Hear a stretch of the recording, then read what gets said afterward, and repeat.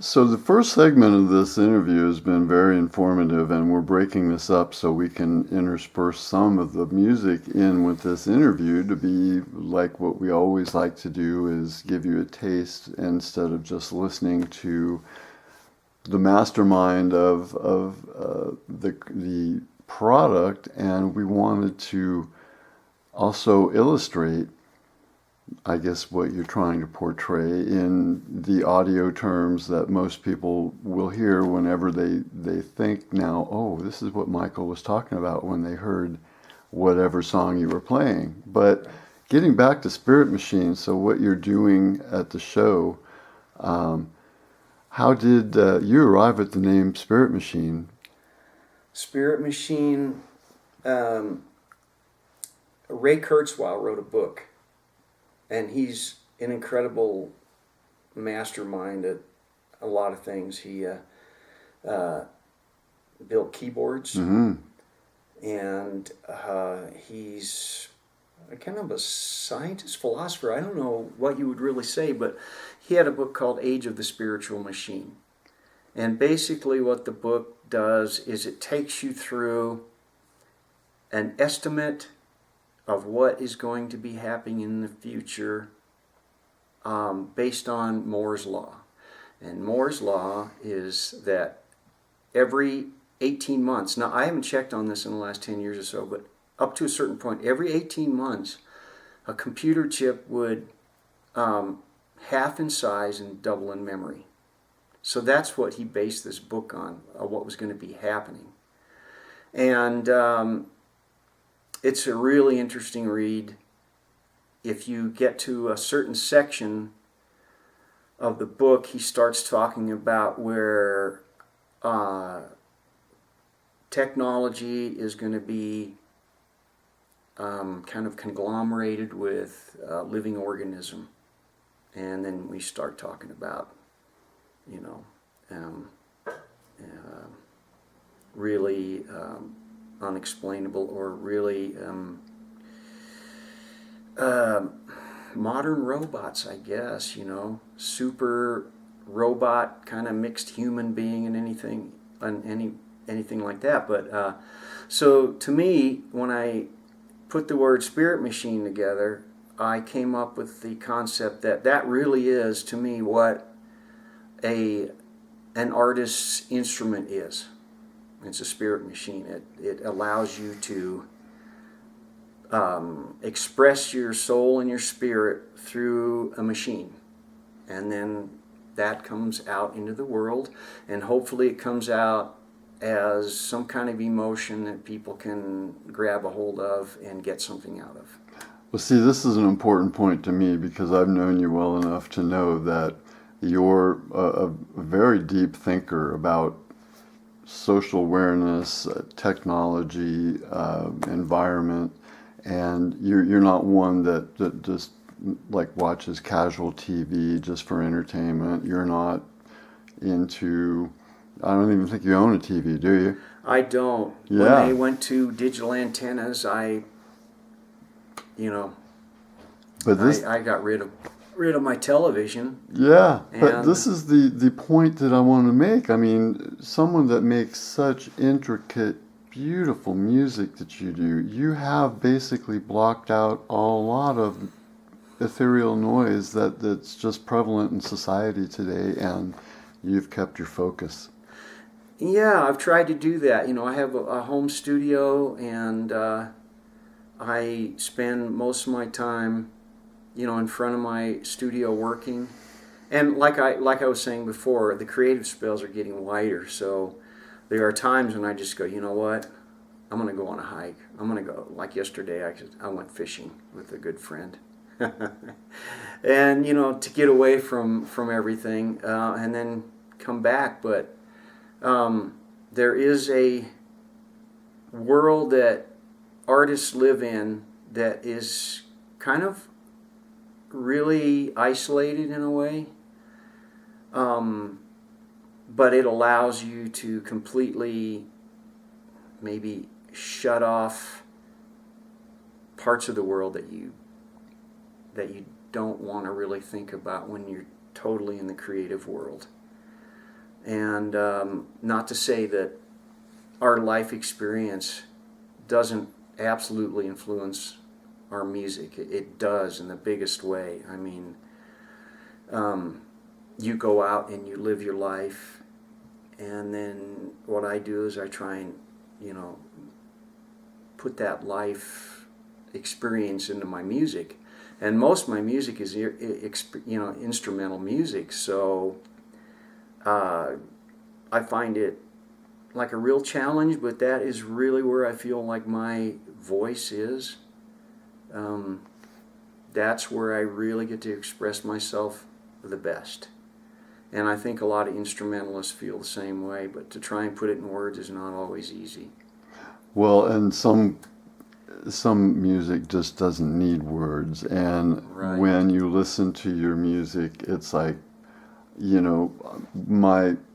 my ultimate guitar favorite, we share Jeff Beck, but Oh, yeah. really my guy is John McLaughlin. Oh, and amazing. Yeah. yeah, he doesn't do any vocals, and when he does, it's somebody else. Yeah, But right. he's done so many different projects, kind of like, you're in the same mode, and I would say even the same uh, mental state that he always espouses whenever I read an interview. He always talks about personal development and enrichment, and not about fame, fortune, where he's been, who he's played with, whatever. Right. But that's leading up to the next question is, okay, so you made Spirit Machine, the CD. Who is on the CD? The Spirit Machine CD is basically, has a few artists on it. Basically, that was done, I did a lot of that on my own. Kim Stone, which is, there's not enough you can say about his talent. I mean, he can play amazingly, but when he comes into the studio to work, he will find the part that works for the song, and that's what he did on the music that he did on that CD. Now the CD that we did with Jan Rico Scott, which has unfortunately never been released. It's all ready to go. It has Kim Stone, Jimmy Lang, myself, and Jan Rico Scott as the basic players. And we're going to do one song called Event Horizon off that CD. So you're going to probably hear some music you've never heard before, and hopefully will be released someday. Well, this is what we love whenever we do the show. Mm-hmm. Every Wednesday. We always lay hints to the guests of the week. It's like, well, we would love to hear something that is not done anywhere else, just for our Right. a little bit of boost to the show Yeah. that makes people want to go, wow, I can't wait to hear this coming out. It's always it's a little nerve-wracking for me to do this, because it's all original music. All you can do is get up and do the best you can, and you just kind of like are at the mercy of the audience, what they're going to think, how they're going to like it. There's the human factor too, we have in the Spirit Machine band, we have chosen really carefully players to work with this particular type of music, and the players are Jimmy Lang on keyboards, who I've talked about a little bit before, and just incredible player and artist, and David Derby, who I played with last year at Little Red Rocks, and that was just a great experience. He is, I think he was playing with Wendy Wu. I don't know what he's doing right now. I think he's concentrating on his business, and then he's going to do this project. But it's just, I did a gig with him the other day for a lady named Susan Phelan's birthday. Oh, yeah. We played her party the other day at a lady named Nikki. I don't know her last name, but she had opened up her backyard, and we played there. And there were a lot of Denver musicians that came in and played. But it was really really an eye opener for me to play with David again. And then Steve Cox is the bass player. He's Wendy Wu's bass player also. Great artist, and she's always backed up by great players. Oh, I know. Yeah. Yeah. And Susan, we had to wish her a happy birthday too, because she's now with Ryan Criss, right? Oh, I guess so. Ryan was there too. We jammed man. a little bit. See, Colorado is so full of musical talent. I mean, you can dig really deep and just find it's kind of a never-ending palette of different kinds of musicians and artists. And even if you're in the music business and living in Colorado, it would be hard unless you were out there every day constantly to see all the talent in this state, you know. And that's exactly why we do what we do at KCOSdigitalmedia.com, is we are all Colorado music all the time. And I started this project by just going to friends like yourself. Right. Hey, can you give me some music? And then all of a sudden, the rush of music keeps coming in from all over the state. And it's just amazing. This is our mission now. We went nonprofit because we're saying we want to export Colorado music to the world and give a lot of artists a lot more credit than what's happening on commercial radio. Right. So, no, I mean, I am totally, and I know most musicians are really thankful of what you're doing, Mark, with your cohorts, and I know you're a got cohort a nice little team together. I know you've put a really beautiful team together for this. And you know, I think that it's great. It's a great thing to support local music. You know, I mean, I really support all the people that I grew up learning from. Jeff Beck, Hendrix, you know, Janis Joplin. I mean, just the list is forever. But at some point, I started going, you know what? I really want to start promoting the people that I work with locally. They deserve it too, and in most cases, you can't really say just because someone had hit the big time or whatever, that their talent is larger than someone who didn't get the breaks. It's just not that way. Yeah. You know, and a lot of people don't understand that a lot of success is based on fame.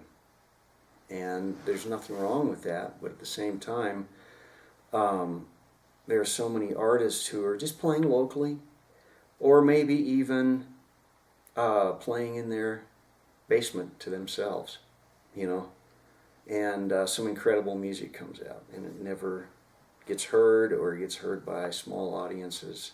So what you're doing is allowing that to expand a little bit, and of course, you know, we all want to be out there, and we want our music shared with as many people as we possibly can. And that's another mission that we do when we get music from people, and they give us a CD. We play the whole CD in rotation, and we have the software, the broadcast software set up so that we don't hear the same song repeated for a few days. Yeah. So every song that is submitted gets heard. Yeah, that's great. So it's not like we're playing the hit single of the day. No. It's hit singles from the best music you've never heard, I always say. Right. It's a non-payola situation. Yeah. Right. And for anybody who doesn't know what the payola deal is, I don't know if that's still going on, but in some of the big record companies, it was basically you paid to get played. And so the people with the money, you know, or big record companies that had the financing to do that, they would do that, and then your record would get played. So KCOS is almost the opposite of that, where everybody gets a fair shot Yeah, we're still waiting for the payola, but Yeah. it's just fulfilling enough for us as most of the staff of KCOS are musicians or have been musicians, and Uh-huh. we understand the intricacies of all that, Yeah. and that there's hidden gems all over that will never hit the airwaves Right. unless someone takes that bold stance and Right. does an alternative format. We chose internet radio. Right. Yeah. So we have that global reach. Yeah. Our YouTube channel's been seen in 204 countries, That's awesome. and there is a Michael Reese video playlist on the Colorado Music Network. And I think that's just great. We think that you're Yeah. just great. Well, We have thank to you. showcase Thank you, Mark. yourself, John Alex Mason, Oh, yeah. Kim Stone. I mean, Yeah. the list goes on of Yeah. people that you've even mentioned too. And there's still artists we haven't gotten to, but Yeah. all in time. But the focus is on your show, the quality of music when you did even your solo show last year with your backing tracks. There were jaws on the floor all Well, over the thank you, room. Mark. I mean, no, people are still Well, talking about it. well, that's really. I mean, I appreciate that. I mean, I just, you know, just a short thing on the solo deal. I had so many pieces of music that I'd written over the years. I've been writing since I was 14, and I didn't really have the opportunity to put my own band together after I was about 32 or 33. I did a lot of that when I lived in LA and Boulder. I had my own bands, but so I decided I was going to just start compiling backing tracks of my music, compose the music, and then take the guitar part out and play that live. That was my answer to not being able to put my instrumental bands together. So this is kind of coming full circle, a chance to do what I did 30 years ago, because basically I became a freelance guitar player. And in fact, do you mind if I mention some of the people that I freelance for? Well, this is what the next question was going to be is Oh, how okay. many people have you played with that are, recognizable to anybody? Oh, Because it's taken a long time for us to get to this point where Michael Reese is really doing a sit-down interview about letting all the secrets out, I would say. yeah, and You know? they're best kept secrets, but basically, I think resumes and stuff like that are usually best kept on paper or interviews. So when I'm out in public, and I don't really think it doesn't feel right, busting out my resume in a in a normal everyday conversation. It's just, so this is great that I get to do this a little bit, and this is the right place to do it. So I'm going to mention a few people that I've worked with, and this has taken 25 years. So understand that this didn't, when you hear this, you go, oh wow, but it was like a year I did this, 2 years later I worked with this person. It was a long journey to collect this group of people that I'm going to mention here. So Keith Emerson was one of the people that I worked with in LA, and that was incredible. I did 2 shows with him, and I was just more like, you know what, I think I'm just going to stand here with my guitar and watch him play because it was so amazing. And then Chris Duarte, I worked with a few years ago. We got to play a set together at the Tommy Bolin tribute. I don't know, it's been 6 or 7 years ago. And it was great. They totally gave the stage to Chris and I, and we jammed on a couple Tommy Bolin tunes. And I will say, Chris Duarte is one fine gentleman and great yeah. player. Yeah. He was just really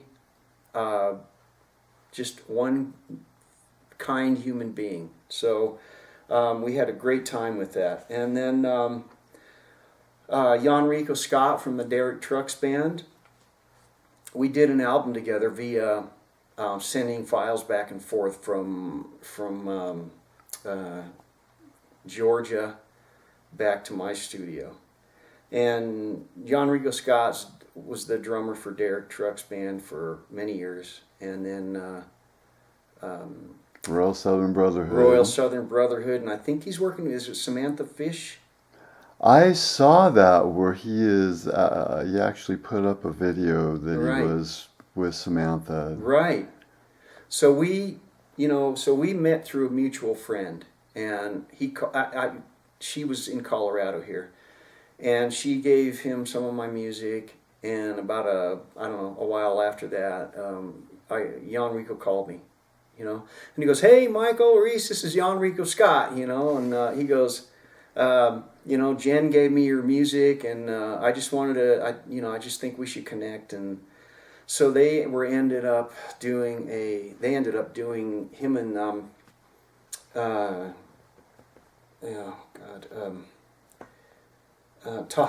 Todd Smalley from the Derek Trucks Band were working with a neo-funk singer they were playing the Vail Amphitheater, and so they asked me to come up and play with them. So I ended up playing. That was the first time I got to jam with them, and we had a great time. It was really fun. And then we ended up doing the album together with Kim Stone played bass, Jimmy Lang, Jan Rico Scott, and myself. And then a long time ago, I worked with Michael Clark from the Byrds. We had two bands together. And I can't remember the name of the second band, but the first one was the Cheaters. And basically, this is after he got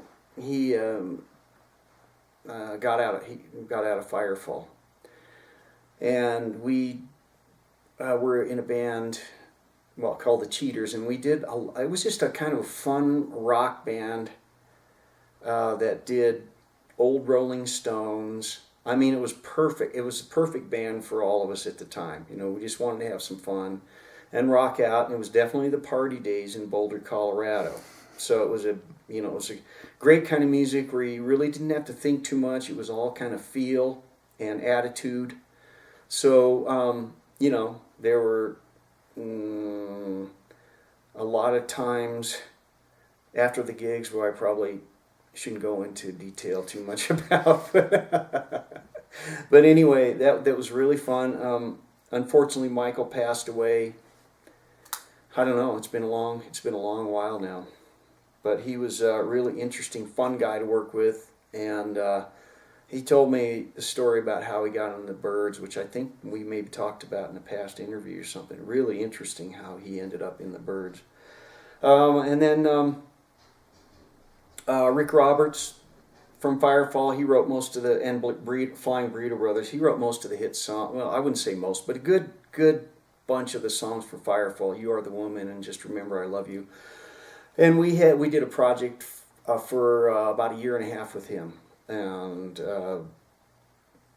we recorded some of his old songs, and he had some new songs that were recorded, and then also worked with Mitch Mitchell from Jimi Hendrix Experience, and that was a short one, but we had our instrumental band. I had my band in L.A., and we were playing a place called the Coconut Teaser one night. And I know that place. Yeah, and my friend, the drummer, Robert, come in and he goes, "Hey, Michael," he goes, I have a friend. He's a drummer. Would you mind if he played on a few songs? And I go, "No, that's fine, He walks up and he goes, "Here's my buddy Michael. This is Mitch Mitchell." And it was like, "Oh, drummer for the Jimi Hendrix Experience, huh?" And Mitch was from the short time I met him and played with him, he was a really, really kind, very pleasant human being. and played his butt off when he played with us. It was just really fun. Oh, watching the videos of him playing with Jimmy, it was like, I don't think Yeah. too many other drummers had the veracity that No. he did. It's like, him and Keith Moon and John Bonham Right. are like the triumvirate of the rock drum world They of the kind of 60s, they've made a big footprint on what the rest of us were going to be Yeah. doing, and drummers too. Now, after Mitch left the Experience, I remember, formed a band because I bought the album and it was titled Ramatam. I embarrassed to say I'm not familiar with that. Oh I'll man, have to check that out. we're gonna have to check that out. Yeah, Okay, because yeah. it was. I used to play the heck out of that because it was a totally different style than with Right. the Experience. I think there was a female singer, but it was very good. I love the '60s for the fact that it was a renaissance, and Yeah, anything was accepted. You could put an 18-minute song on FM radio. yeah, You could have a jazz drummer and a rock guitar player in the same band. It was just one of those times that I don't know if we'll ever see again. But it was just amazing. Cream, I mean, what an experience. And I was just coming up and getting into playing at that point, so I had so much inspiration from the groups that were popular at the time that it was almost too much to handle. but you've taken it with you, I know, because I can hear it in you all the time. I have, let's say, borrowed so many styles from so many players from that era, and I've tried to keep up, with current players. Some of them have really stepped up and done amazing things with the electric guitar, like Joe Satriani and Steve Vai are some of the newer players, and there's probably newer, younger ones that are doing that and elevating what you can do on the electric guitar. And then there are younger players like John Mayer who have kept the classic styles of electric guitar, but just turned it into such beauty. I don't know how else to put it. It's just there are players out there, young and old, who can take 3 or 4 notes and make you cry. And to me, that's really a rare category that it's just hard to find.